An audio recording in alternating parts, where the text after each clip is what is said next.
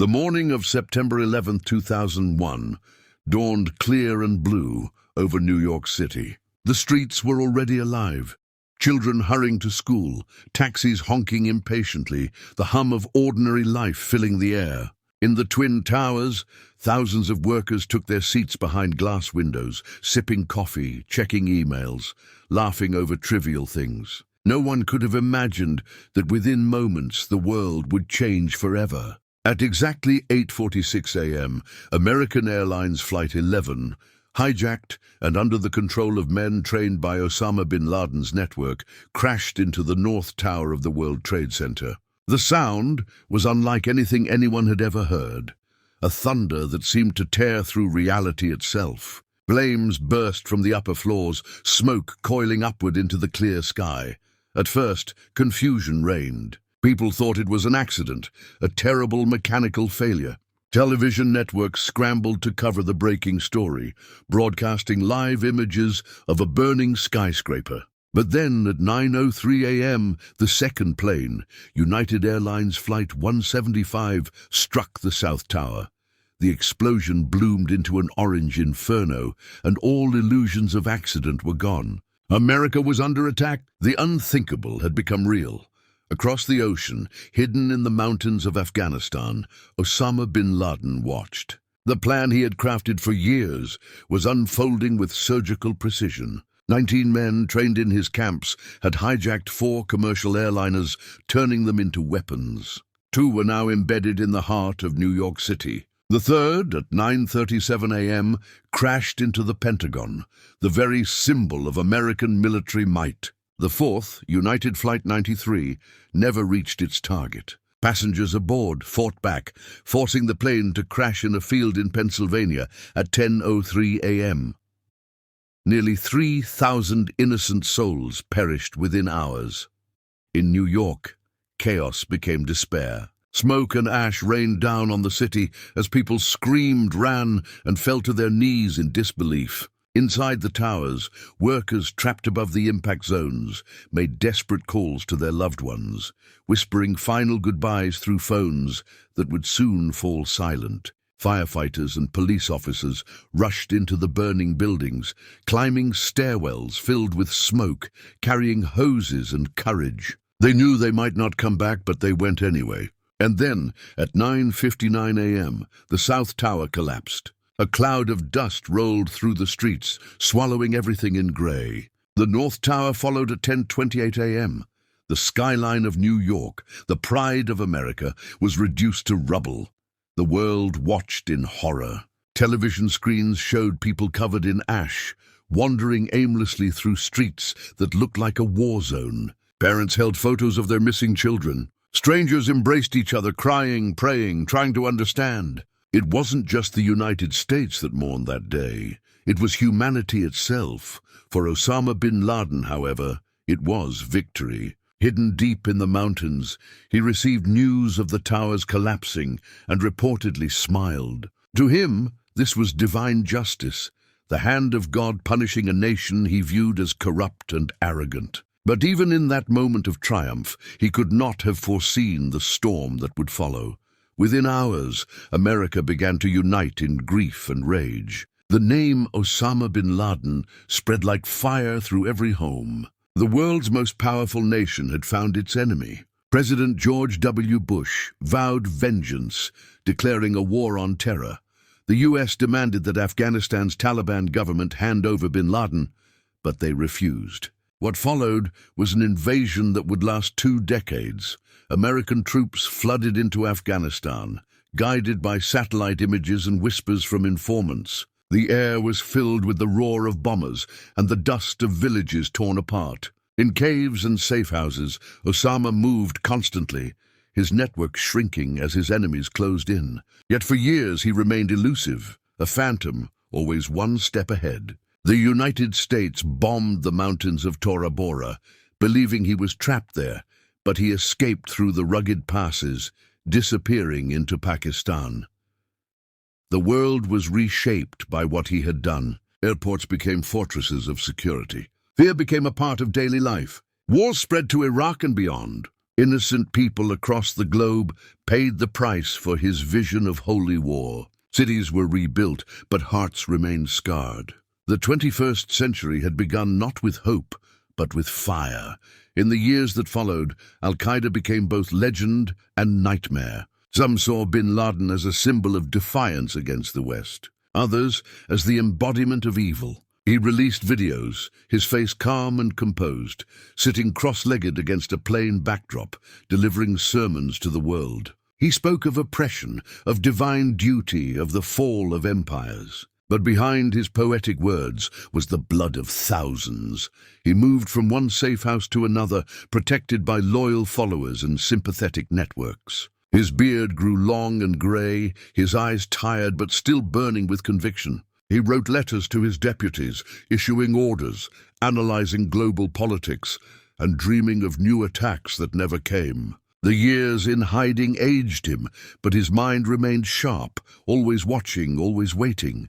Meanwhile, the U.S. intelligence community never stopped hunting him. Decade after decade, billions of dollars were spent, and countless operations launched, all leading to dead ends. Yet in 2010, a single lead broke the silence. A trusted courier, long suspected of being close to bin Laden, was tracked to a compound in Abbottabad, Pakistan, a quiet town surrounded by military academies and leafy streets. The compound was tall, with high walls and no phone lines. The man inside never stepped outside, burned his trash and kept to himself.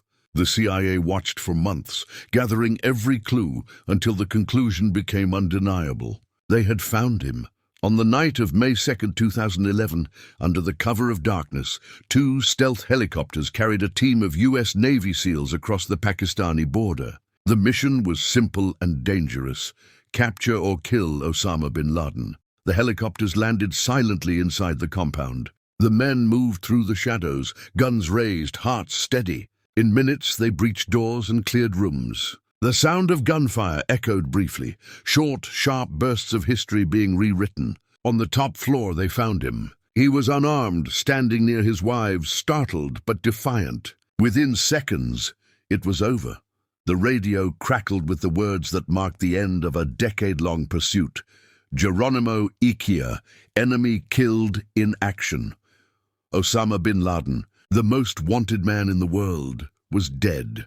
In Washington, President Obama addressed the nation. Justice has been done. Crowds filled the streets outside the White House and Ground Zero, waving flags, singing, crying. For many, it was closure, not just for a nation, but for the families who had waited 10 long years for answers. Yet even in death, bin Laden's shadow loomed large. His ideology had spread across continents, inspiring new generations of extremists. In Abbottabad, as dawn broke, the compound stood silent. The man who had once dreamed of a global caliphate had spent his final years confined within walls, fearing every noise above the roof, every drone that passed overhead. The mighty figure who had defied the world had become a prisoner of his own creation. He died not as a warrior on the battlefield, but as a fugitive in hiding.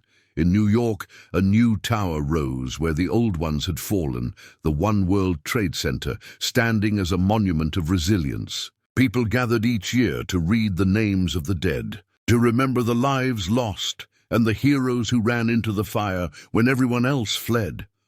Osama bin Laden believed he could divide the world with fear, but instead, his actions united nations against terror. From the ashes of his destruction came stories of bravery, compassion, and strength. The fire he lit burned millions, but it also forged a generation that refused to surrender to hate. As the years passed, the world continued to heal, slowly, painfully. The memory of September 11th remained a scar on history, a reminder of both the darkness of man and the endurance of humanity. Osama bin Laden's name became a warning of how belief, when twisted by rage, can destroy everything it touches.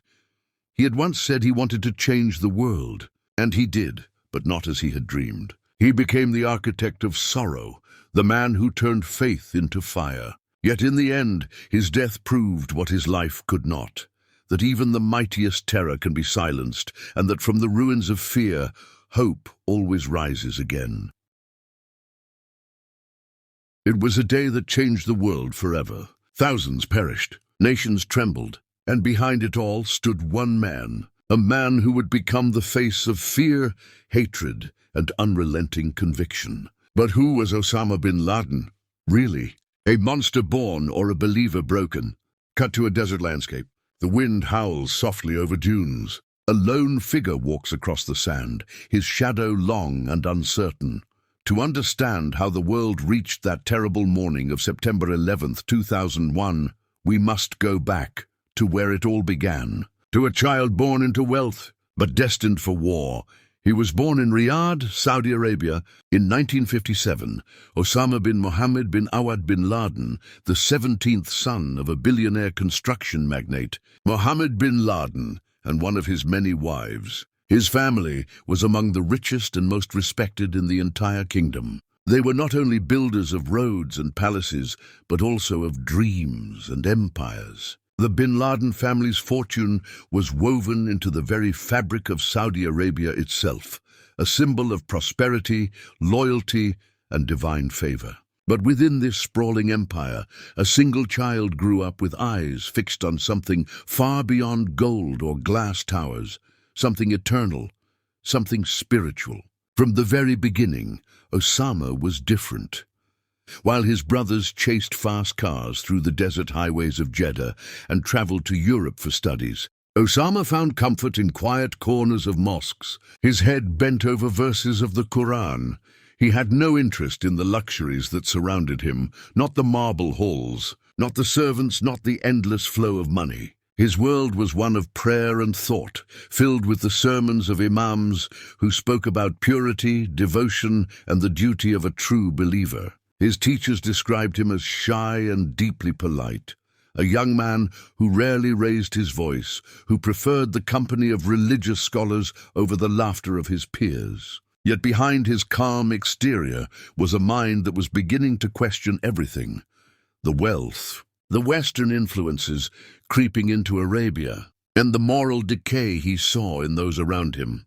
In his early 20s, Osama attended King Abdulaziz University, where his world widened and his convictions deepened. There he met professors who were not just educators, but ideologues, men who believed Islam was under siege by a godless West, who preached that faith was not just a private act of worship, but a weapon, a mission. These ideas sank deep into Osama's heart. He began to see himself not just as a student or a businessman's son, but as a soldier of God waiting for his call. That call came in 1979, when the Soviet Union invaded Afghanistan. The world saw it as a geopolitical conflict. Osama saw it as a holy war. News reached Saudi Arabia of villages burned, of Muslims slaughtered, of orphans crying beneath the shadow of tanks. The imams in the mosques called for help, for fighters, for funds, for faith. And Osama answered. He left behind a life of ease, choosing instead the rugged mountains of Afghanistan. At first, he was not a warrior. He built tunnels and shelters, financed supplies and organized aid. He used his engineering skills to dig deep into the mountains, creating safe havens for those resisting Soviet might. But the more time he spent there, the more he changed. He witnessed death up close. He saw friends martyred and villages destroyed. He prayed beside men who fought with nothing but faith and old rifles, yet stood firm against one of the strongest armies on earth. These moments carved something into his soul, the belief that God had chosen him for a greater purpose. And when the Soviets were finally defeated in 1989, Osama saw that victory not as the end of war, but as proof that divine will could conquer any empire. He returned to Saudi Arabia, hailed as a hero by some, ignored by others. But inside him something had already hardened. He believed he had witnessed a miracle, a prophecy fulfilled by the courage of believers. Then came the Gulf War in 1991, and with it, the beginning of Osama's transformation from fighter to enemy of the state. When Iraq invaded Kuwait, he offered his fighters to defend Saudi Arabia, claiming that the Mujahideen who defeated the Soviets could protect the Holy Land. But the Saudi rulers refused. They turned instead to the United States, allowing American troops to set foot on the same soil as Mecca and Medina. For Osama, it was blasphemy. The land of the Prophet was being defended by unbelievers. The pain of betrayal turned into fury. He began to speak openly against the royal family, accusing them of corruption, of selling Islam for oil and protection. His words spread, first in whispers, then in open sermons. The Saudi authorities silenced him, stripping his citizenship, freezing his assets, and driving him into exile. Yet exile only made him more dangerous. He found refuge in Sudan, where he began building what would become the core of his next great mission, Al-Qaeda, meaning the base. It was not just an organization, it was an ideology. He gathered around him veterans from the Afghan War, men who had tasted victory and were hungry for a new purpose. They were bound not by nationality but by faith and vengeance. They believed that Islam was under attack from Western powers and that it was their sacred duty to defend it, not through prayer, but through action. Osama's charisma grew. He was tall, soft-spoken, and humble in appearance, but his words carried fire. He spoke of injustice, of foreign occupation, of the suffering of Muslims in Bosnia, Palestine, and Somalia. To the poor and disillusioned, he was not a terrorist. He was a savior. His wealth funded training camps, schools, and networks that stretched across the Middle East, Africa, and Asia. In dusty tents and secret valleys, men pledged allegiance to him, believing they were part of something divine. But behind the veil of piety was a dark, calculated mind. Osama began to direct his anger outward, no longer content to fight local wars. The true enemy, he declared, was the West, especially the United States. To him, America represented everything corrupt: materialism, arrogance, and oppression. He issued fatwas calling for jihad against American forces. His words reached television screens, and for the first time, the world began to take notice of the man in the mountains. In 1998, the U.S. embassies in Kenya and Tanzania were bombed, killing hundreds of innocent people. The attacks bore his signature: coordinated, ruthless, symbolic. The Americans responded with missile strikes, but Osama survived, becoming even more mythic. His followers saw every near-death as proof that God was protecting him. He had become what he always believed he was, the chosen one, the defender of faith. But now his war had evolved into something global. He wanted not just to punish the West, but to awaken Muslims worldwide, to ignite a revolution that would bring down secular governments and establish a unified Islamic caliphate. From the mountains of Afghanistan, he watched and planned. The Taliban offered him sanctuary, seeing him as a useful ally. There, amid the harsh wind and stone, he began to dream of a single act so devastating it would force the entire world to its knees. It was not madness that drove him, but conviction, cold, methodical conviction. He wanted to send a message written not in words, but in fire and smoke. Years of planning, millions of dollars, countless secret meetings, everything led toward one morning in September 2001. The plan was more than strategy, it was a symbol. He wanted the world to see that the most powerful nation could bleed. And that belief, that one man with faith could shake empires, had begun long ago, in the heart of a quiet boy who once knelt alone in the desert, whispering prayers to a silent sky. By the end of the century, Osama bin Laden was no longer just a name. He was a shadow that moved through nations, a ghost whose words inspired fear and loyalty in equal measure. The boy, who had once built tunnels for warriors, had now built a network of terror across continents. And as the new millennium dawned, he stood at the edge of history, preparing to commit an act that would change the world forever. The story of Osama bin Laden was not just about one man's descent into fanaticism. It was about how faith, when twisted by power and pain, could turn devotion into destruction. He was the son of privilege who rejected comfort for conviction, the believer who mistook vengeance for virtue. And as he stood gazing at the world he sought to burn, he believed with terrifying certainty that he was fulfilling the will of God.